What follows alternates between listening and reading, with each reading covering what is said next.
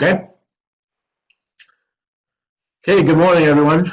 My name is Paul Betty. I'm the Special Hazards Training Coordinator, and I'm going to talk to you today about Adobe Connect. Hi, I'm Josh Shanley. I'm the media specialist for DFS in the Mass Fire Academy. Well, thank you all for joining today. We're going to start with a little bit of philosophy of why we're giving you this training on Adobe Connect, basically our virtual classroom or the DFS virtual classroom. What's become apparent with the COVID-19 crisis is that we need to change the philosophy in which how we do training here at MFA. And the mandate we've had is that we need to go with virtual classrooms since we're not going to have any students on our campuses for the foreseeable future. So we needed to find a software platform. We went and found Adobe Connect because it works nicely with the existing software that we currently use at MFA. And we're going to basically showcase you today how to use that software as an instructor, or what we call a presenter. So this is a little bit, we're going to get technical. We're going to show you how the software works. Josh and I are going to go back and forth talking about all the different functions that you have. Pretty simple to use. But before we get into the software, I'm going to turn it over to Josh so we can talk a little bit more about some of the things that you should be prepping yourself on before you go on the camera to teach MFA students. All right, thanks, Paul. We're going to do a couple things today. As Paul indicated, we're going to go through the technical elements of the Adobe Connect platform, and specifically on the app and why it's important to do that.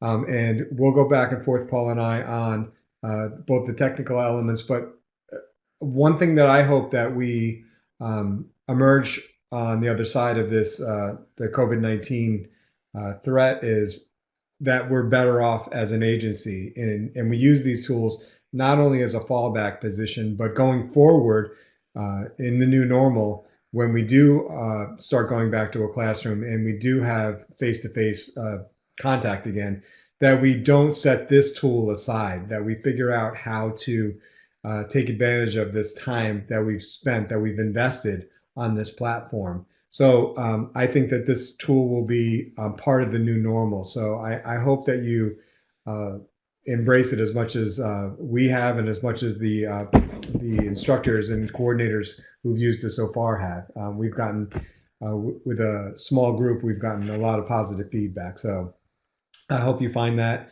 We are available to answer questions, and we'll be running sessions that facilitate the learning around how to capitalize on this. So a couple things as we get started. Setting up your audio is really important, and Paul will go through how to set up an audio wizard. But one thing that you're going to have to figure out as an individual instructor, and the students are also going to have to figure out, is what is the right combination of hardware. Today I'm using a Mac, I'm using the on-screen or the laptop computer, and I'm using the mic that fits in, that's built into the computer. Very straightforward setup. We've had some initial problems with headsets and mics.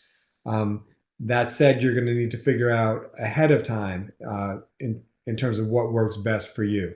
So that's going to involve some experimenting, and we're available to help you walk through that process. The bottom line, though, is that the audio needs to be clear. It needs to be clean and consistent across the instructors and across the students as well. So in terms of the video conferencing, you'll see, well, I'll use Paul and I as a comparison here, since we're right in front of you. What I've done on my computer is, again, I'm using the camera on my laptop, and I have propped up the back of my computer onto a small crate that's about 3 inches tall. And what that's done is brought the camera up so it's more or less 90 degrees. So you're looking more naturally, as if you were looking in my eye. When I speak, and when I remember to do so, I'm looking at the camera versus looking at the screen. It's more natural, as compared to Paul, who has set the computer down on his desk or dining room table and now is looking up. And so Paul is looking down and he's looking into the screen. This is the natural setup that people are doing currently. What I want you to encourage you to do is try to adjust, make a setup where your camera is more propped up, so you're looking more 90 degrees at it, and your when you can remember you are trying to engage with learners, I am looking right at the camera, not at the screen.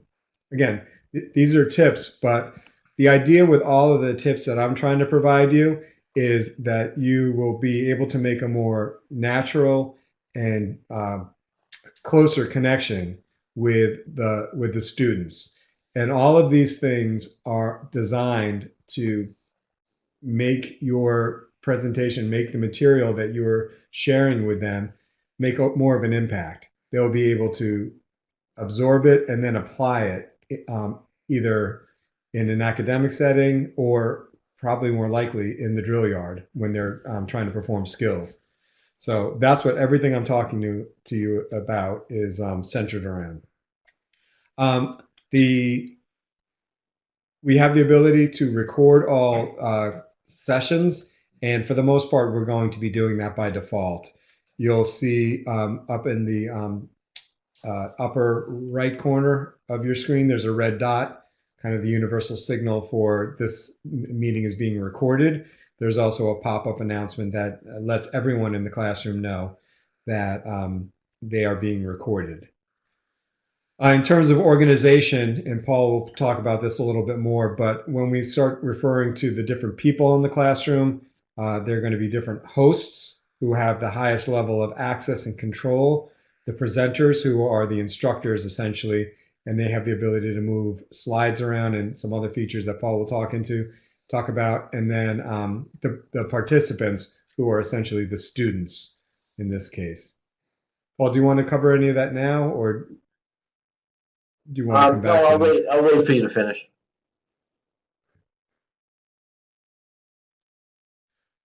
In terms of as hosts, at this time we have 3 hosts. Ultimately, we'll have for the short-term future, we'll have a total of 5 hosts. Hosts are going to be in the position of assisting the instructors and the students in terms of the technical aspects.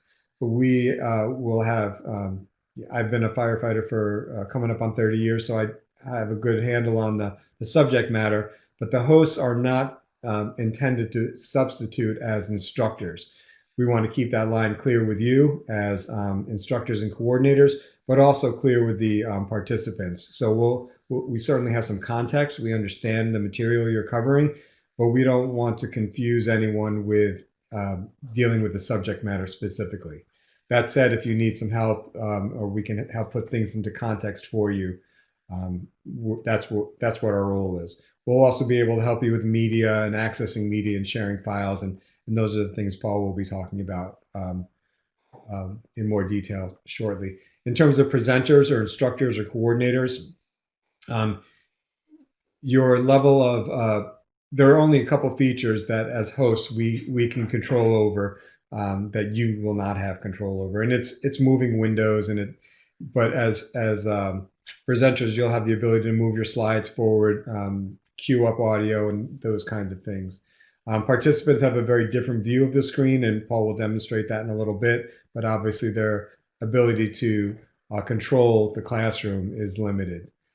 We'll also be talking about how you can share your screens, and when you share a screen, it could be your desktop, your actual desktop computer that you're on, but more likely it's going to be accessing the media that is preloaded on the backside of the Adobe Connect platform, and Paul's going to demonstrate how to access your slides, your video, any documents you want to share. And it's important, and it'll become apparent when you don't remember to do so, but it's important to preload all of your slides and any media, in particular video, because those are large files, and it does take a long time to upload the media. So uploading in real time is possible, but not practical, especially in a full classroom. So it's going to as far as instructors go, it's going to put a little extra pressure on you to, prepare your classroom ahead of time.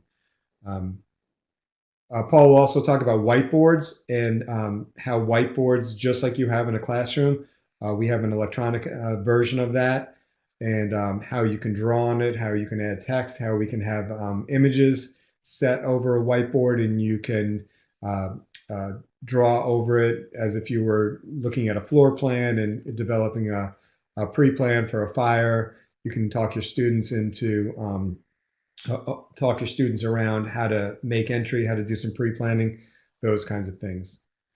The other feature that we're working on and we'll be working on with you is how to create breakout rooms. I'll digress for a moment and say both Paul and I have been involved in the fire service for a long time and walked this line between academy instructors and having that field operations experience. And one thing that we're passionate about is bringing the culture of the fire service into the Adobe Connect platform. And it's frankly been we're figuring it out as we go. So, but one thing we want to do is be able to duplicate the squads and the camaraderie that happens during breakout sessions. So with that in mind, what we hope to be able to offer you is the ability to create breakout rooms where you might be able to break out a large class into squads, assign a squad leader, give them an assignment to walk through in their respective Adobe Connect breakout rooms, which you as instructors would be able to go in and out of for say 15, 20 minutes, and then have them come out and share their findings. So it's an interesting way to maintain that culture of squads and leadership and also collaboration in the Adobe Connect platform. So we're looking forward to getting your feedback on how to work with that better. The other thing that you'll see is, and Paul will demonstrate this more, is how working with the different portions of the meeting room or the classroom are set up. And basically, when we're looking at the classroom, there are a couple different components. We'll be looking at the communicating between hosts and presenters and participants. You'll also have a sharing pod and a video pod. We'll also be discussing, and Paul will be demonstrating how to use the polls for pods as well. One thing we're finding with the chat pod is that it's become a real powerful way for everyone to communicate. It's one of the big problems that or feedback as far as instructors go when they're trying to connect with their students is they don't have that ability to see the heads nodding and, getting that dialogue that is not, that we're limited to in this electronic format. We're finding that the chat pod, when moderated with one instructor while another one is presenting perhaps, is that students can start to ask questions, can start to ask for clarification, can offer context, and a co-instructor can begin to moderate in tandem with the on-screen presenter, the instructor who's running the slides. And the chat pod is turning out to be a really powerful tool. The co-instructor then can either open up the mic of a student, or the co-instructor can use his or her mic to highlight or reiterate a theme that's developing in the chat pod. And we're finding through our observation that it's directing the instructors down certain paths that may not have been available previously. And I'll say that maybe in a way that that wouldn't happen in the online or in the traditional classroom, I should say. So the chat pod is turning out to be really interesting tool. At the same time, it's putting pressure on the instructors to be able to watch that as they go and to be able to respond to it, to acknowledge that that is a part of the classroom. And the instructors are having to figure out just how to moderate it. Is it through chat response, through text response, or is it through an audio response? Are we queuing up the students to open up mics and to add more on what they started in the chat thread? So this is something that is still rapidly developing, and we're figuring out, and we hope you take it and run with it. The other thing that Paul will talk about is the importance of using poll questions, and he'll demonstrate polling your audience, and he'll explain why that's important. But essentially, we're using it for two functions broadly, and there are probably more. But at this point, we're using it first as a knowledge check to make sure that students are understanding what you're presenting them with. Are they getting it? So the poll questions are prepared by the instructors and the coordinators, and they are popped up at certain points within the training day, and they are subject matter based. The other thing that we're doing with the poll questions, it's our way of checking attendance, and Paul will talk about that in more detail in just a moment. Two more things. When in today's day and age, where we've been at home now for months, and we're going to be working at home for the next several months, it looks like, it's easy to fall into a little more comfortable than we are in the classroom. So what we want to do is for your instructors and your coordinators,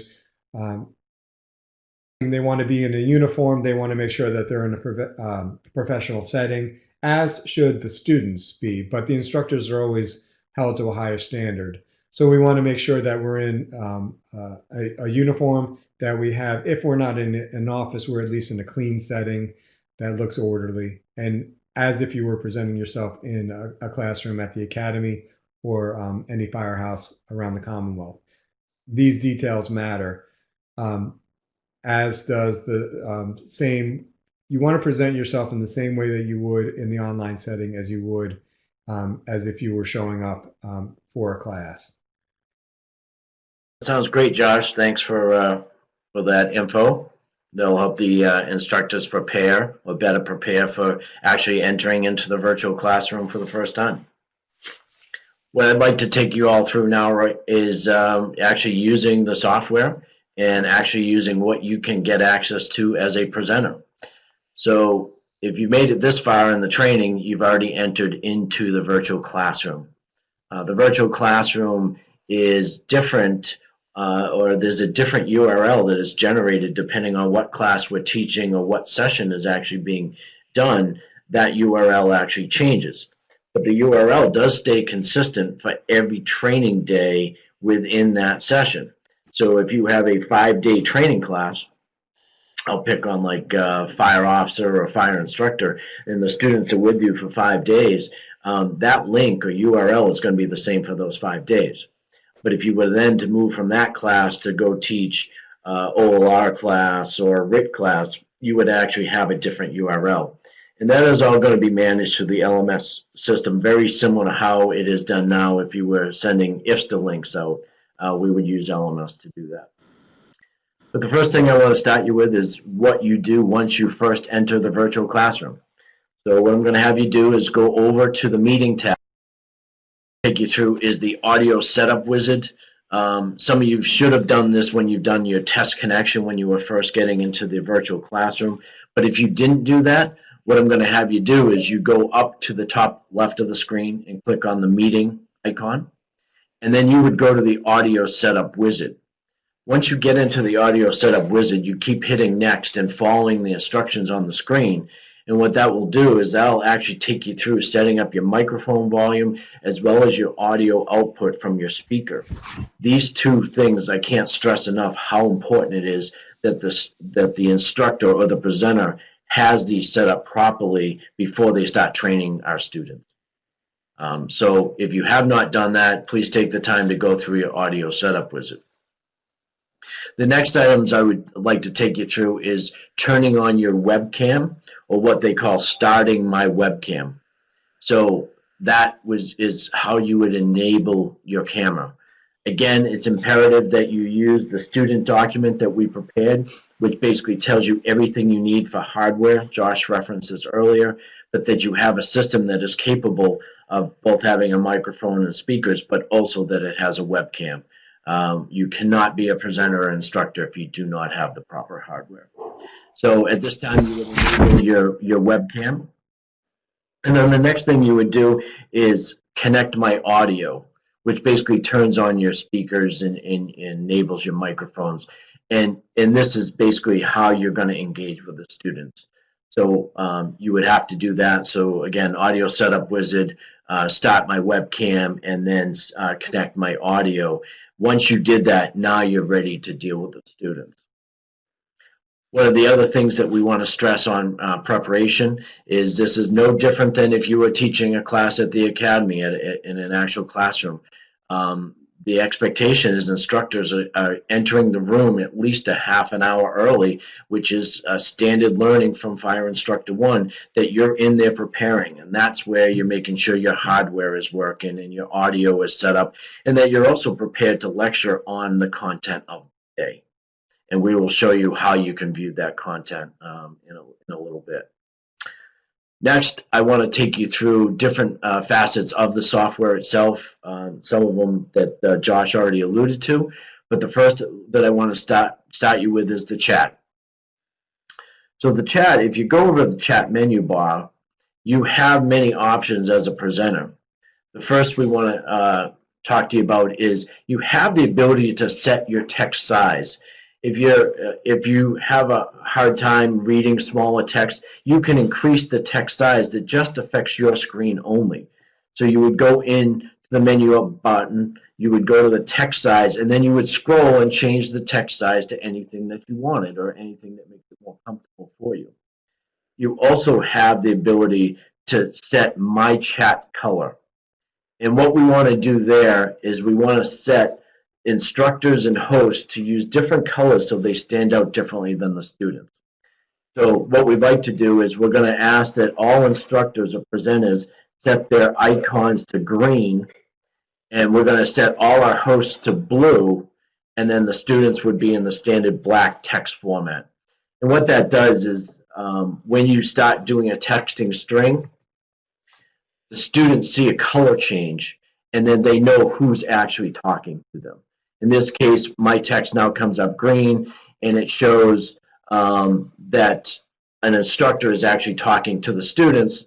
Josh is then going to go test it, and he is actually going to have his text be blue because he's actually talking to them as the host.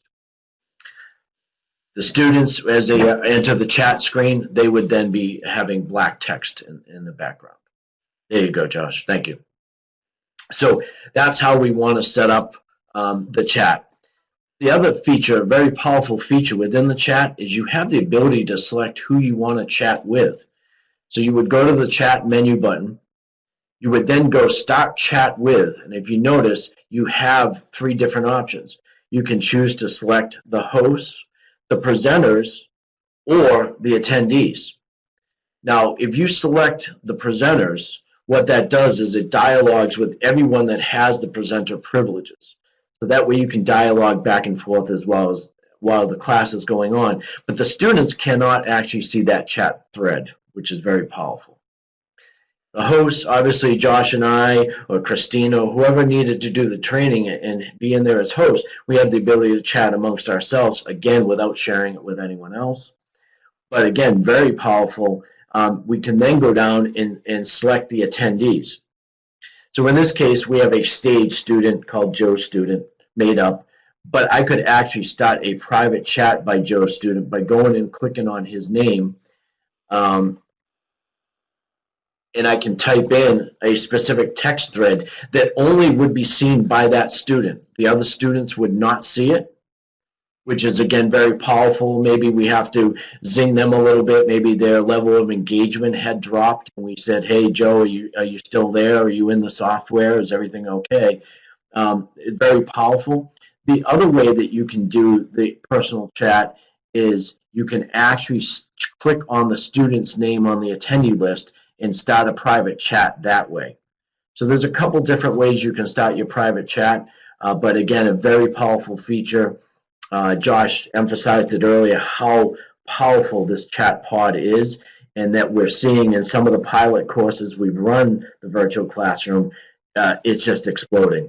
Students are using it, instructors are doing it, hosts are using it, we're dialoguing back and forth, we're answering questions, students are answering other students' questions. It's extremely powerful that you engage in the chat module, but that you also are an expert in using the chat. At the bottom of the chat screen, you'll see that you have multiple tabs right now. You'll see there's an Everyone tab, which is where you're dialoguing with all the students in the classroom. But then you'll see also where I started that private chat with Joe's student. You'll see that there's 2 tabs down at the bottom. And if I were to pop up another chat thread, say I wanted to start just with the presenters, you'll see that presenter tab pops up as well. Okay, so that's the chat pod. Again, very, very powerful. Can't stress how important this is to doing our virtual classroom here at MFA. The next that I want to talk to you about is going into the attendee list. So if you see on the top hand right side of the screen, you'll actually see the list of attendees. And Josh alluded to it earlier, but the way the software works is that you're either a host, a presenter, or a participant. Participants are our students, presenters are our instructors, and the hosts are the people that have the higher level privileges that will be in every single virtual classroom leading the training effort, working through technical difficulties, helping students with chat and audio problems, and we'll also be there to help moderate the chat pod, as well as popping up poll questions, changing presentation layout. So that's the 3 different privilege levels. When you're in there, you actually have the ability to expand or minimize each of the participants. So if I didn't want to see who was actually a host or the presenter, I could actually minimize those or close them down so that nobody sees them. And that way I have the full window to see all the participants. This gets more challenging as we make larger virtual classrooms. Our first pilot, we had 15 students in the classroom. With the upcoming career recruit class, we're going to have 54 students or 54 participants in the software. That list is going to get quite large. So in some cases, you're going to have to minimize that so you can see the whole screen, or in some cases, expand it and then scroll through the number of students. Obviously, today there was only 1 student, so there's nothing to scroll through, but in the future, you will have a lot of participants to scroll through. Other than that, that is really 2 of the functions that I wanted to do on this in this feature right now of the software. So Josh, if you wouldn't mind at this time, if you wouldn't mind popping me over to presentation mode so that I can take the instructors to the next phase. Okay, if you noticed, the actual presentation actually changed, your background changed. You now have in the middle of your screen the share my screen icon, but you also see that you now have the 2 webcams. For, in this case, the hosts or the presenters are up on your top right-hand side. You still have the attendee list, and you still have your chat window. So you'll see that you still have the attendee list there, you'll have the webcams, and you'll actually have the chat box there. And that's how we're going to keep our standard virtual classroom set up for the presentation mode. From here, this is where the instructors or the presenters then decide what content they want to share. So I want to talk about all the different options here on your screen. So when you click the click down options, you have a few different options to do. You can do share my screen, you can do share document, or you can do share whiteboard. Okay, and I'm going to take you through each one of these features and show you the power that we have of sharing. So the first one I'm going to start with is share my screen. So what this basically does is take you over and shows your desktop. As you can see, mine is quite cluttered. And then I go down to the bottom right and I click share. And now essentially what I'm doing is I am sharing my desktop with the students. And they can see everything that is being shared. It's powerful if there's something, a picture, a video, or a presentation, or an Excel spreadsheet that you wanted to do. This is how you would use that in the share my screen. Next, I want to take you through is share document. And this is the one that we're going to typically take you through the most. This is where you have the ability to go to share history or share whiteboards. And then what you'll see is that, in this case, Josh and I have uploaded a lot of technical content for a class already.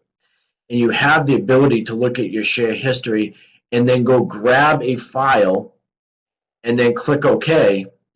And basically this takes you into what they call Adobe Presenter. It's like a version of almost like PowerPoint presentation. Now you're in the presentation mode. And you actually can see the contents on the slides themselves. And the first thing you want to do is you want to show the notes of the outline. So down on the bottom left of the screen, you can see you have the hide sidebar, or you can show the sidebar. And for the instructors, the presenters, we want to have that sidebar up there. And this becomes extremely important if the program coordinator has taken the time to put notes in the PowerPoint slides. This is extremely important because you can see those notes. What's extremely nice about the software is those notes or outline do not show to the students. They only show to the hosts and to the presenters. That's a very powerful feature. So you certainly want to take that or enable that. Next, once you're in the presentation that you want, down on the lower left-hand side of the screen, really simple. Just like you would click on PowerPoint, you would click the next, and you would go to the first slide in your presentation. You would then lecture to that slide, just like you would. Maybe you're using the instructor notes. If there were instructor notes on there, some tidbits that you wanted to share. Otherwise, you're going through and lecturing to that slide. When you're done with the slide, you hit advance or next, and now you're into the next slide. And again, you're talking to that. One of the very powerful features in the software as well is if you wanted to emphasize or highlight something on this slide, you also have a few different features that you can use. The first one I want to talk to you about is the pointer. So about in the top middle of the screen, you'll see the pointer icon. Go ahead and click on it. And what that now does is give you a green pointer button where you can move it around the screen with your mouse and emphasize something either specifically in this picture, or you wanted to highlight a specific text within the slides themselves. That's really powerful. Each presenter can move their pointer around, or you can take turns. One presenter moves the pointer and the other one moves it the other way. But if you have multiple presenters, you each have that ability to move the pointer around. So very powerful to use the pointer. The other software feature that I want to talk about is the drawer icon right next to the pointer. So you go ahead and click on the drawer. And then what happens is there's a menu bar that opens up on the left-hand side of the screen. What that does is it gives you the ability to select what you want to do with the draw feature. So the one I like using is you highlight the marker, and then now you have the ability to highlight certain text on the screen by just drawing around it. Or again, you could draw an arrow. You could highlight something like that in a picture. So this is in the marker. Again, very powerful feature. Scroll down below the marker. You actually have a text button where you can now start typing in text. And you can start typing text. You can move that around and enter different boxes. You could also draw borders around certain things. Again, very, very powerful feature, that you can use within the software. Again, it just helps us get across to the students by allowing you to highlight what you want to emphasize in the text or in the presentation, no differently than what we would do on a dry erase board or on a chart pad, no different. What's really great is when you use the pointer or the draw feature, when you open this presentation the next time, those marks are all gone. It is not saved. It's only temporary while you're in that slide. When you scroll to the next slide, all those items are gone. Okay, you can choose to start drawing or highlighting text here. Let me go back to the marker again, and I'm just going to emphasize this here. You again can use that, but once you're done with the draw feature, you just go back, click on the draw icon, and all the draw features disappear. Really simple. Again, you just keep scrolling through your presentation, no different than how you would do in PowerPoint. When you're done with this presentation, or you have to leave the presentation because you want to go play a video, what you do as the instructor is you click next to the pointer, there's the stop sharing button. And what you would do is stop sharing. You would go back and says, okay, well, I need to either grab the next presentation or I want to grab a video. And I go back to share my screen, share document. And again, I'm going to go grab maybe a video in this case, and I'm actually going to start the video. The key thing we want to emphasize when you're about to play a video is mute your mic. That you can't reverse, that are going to be ingrained on who you are. Lost myself into keeping busy, became very much a workaholic. Spent all my time just being busy so I wouldn't have to think about things. I had a lot of guys that I worked with who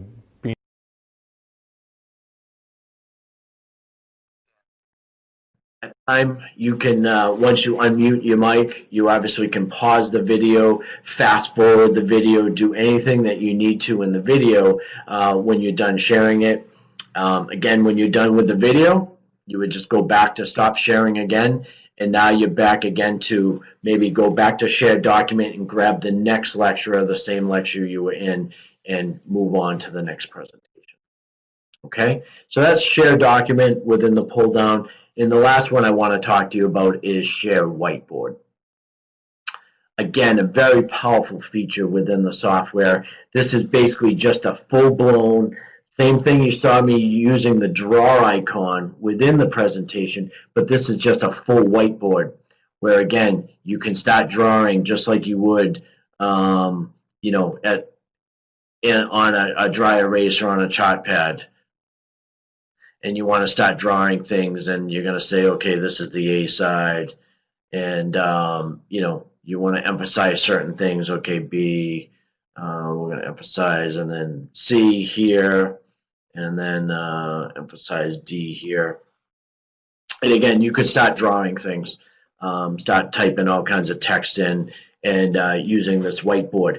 This is a great way to break away from the presentation and expand on certain points that you're making, or maybe it was warranted because a student had a question, and you go right into the whiteboard feature and you start explaining more. Again, all built into the software, very, very powerful feature. Again, you're done using the whiteboard, you would again click stop sharing, and then you could go back to sharing a presentation or opening a video or anything that you need to do. That's about all I have on the technical aspects of the software. At this time, I would like to turn it over to Josh or open it up to any questions that you all have. So at this point, you get to a certain part of the presentation, maybe it's almost break time, maybe it's 45 minutes to an hour. Now you're going to ask the host, or the host is going to decide to pop up a poll question. So at this time, I'm going to turn it over to Josh, if you wouldn't mind popping up a poll question for us. Great. So as a host, what I'll do is I'll go to the pods mode. I'll go down to the poll section, and you'll see here that these four questions have been preloaded. This is important as an instructor and a coordinator to make sure your classroom has been set up. So these questions have been preloaded, and you'll see just at a high level we have a couple questions. This question here is subject matter based, and this is just an accountability question. So as we go through, I will open. What you'll see here is the poll question has been popped up. We had a student, in this case, answer the question, and then what the host has the ability to do is you can click on the view votes, which actually shows how people voted. Now, if you had 50-something students here or 25 students, this is where viewing the votes becomes important, especially if you had a bunch of people that didn't answer the question correctly. This is where you can gauge, are your students getting the material that you're teaching them? If you see 50% of the answers are wrong and 50% are correct, then maybe you're not quite getting the point across to these students, and you might want to stop and go back into the lecture and emphasize these points. The other thing is that, and Josh alluded to it earlier, not only is used for gauging technical information and how well the students are picking it up, but it is the only way that we can actually give the students attendance, because we're no longer asking them to sign a student roster because they're actually attending from their living room or from their station. So this is something that I got DFS legal approval on, is that the way that we give students attendance in LMS is actually the fact that they participate in a poll question. If students don't participate in a poll question, they're not going to be given credit or attendance for that day. And that becomes very important, especially if you're in a career recruit class and you need to attend all 50 days. If you're not answering all the poll questions, that tells us you're not engaged in the class, or you're not following along in the software, because maybe you've minimized the screen and you went over to Snapchat or watch YouTube or email, and you're not paying attention to the presentation. And we sense that on the host side, there's something they call level of engagement. We can monitor that, but also if you don't engage in the poll questions, you won't get attendance for the day. That's really important, that the host pops the poll questions in a timely manner throughout the training day, and that we, at the end, Josh is going to close this poll, and then we would theoretically go back to the presentation mode.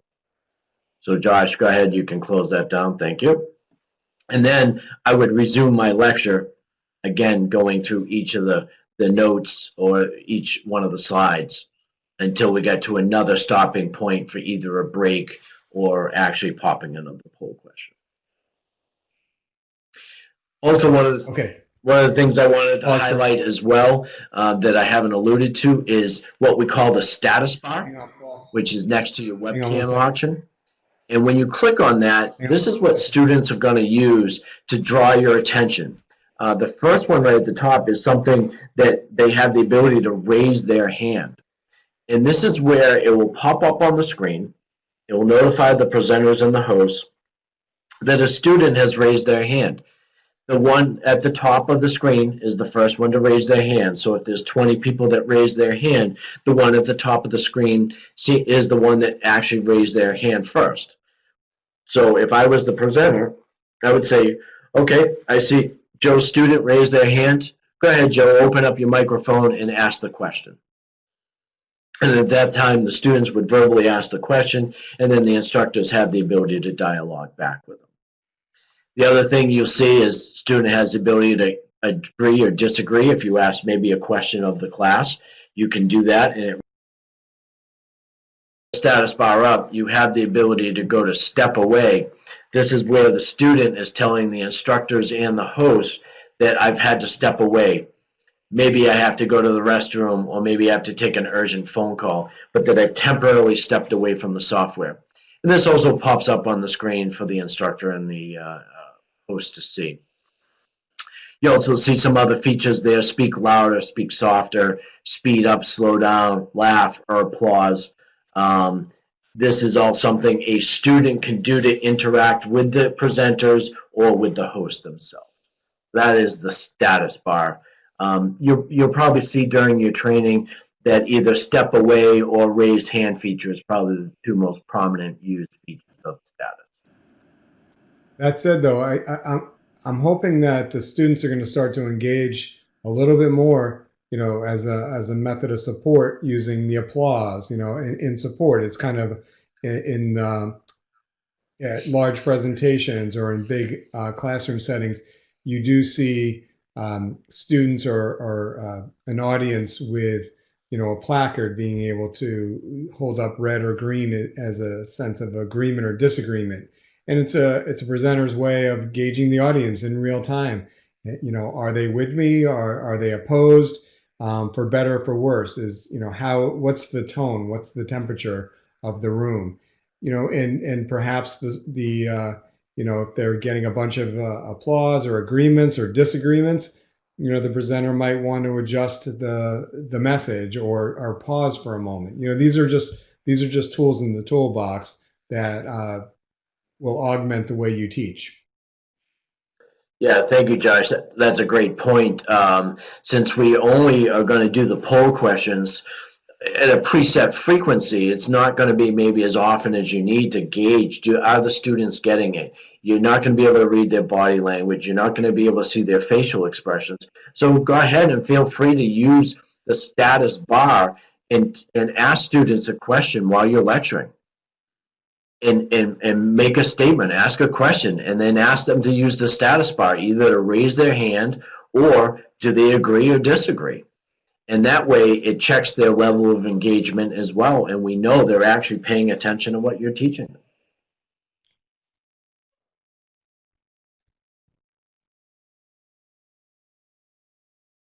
Okay, so the other feature that we want to call your attention to is the other layout, which is we've preloaded 3 layouts. The collaboration layout.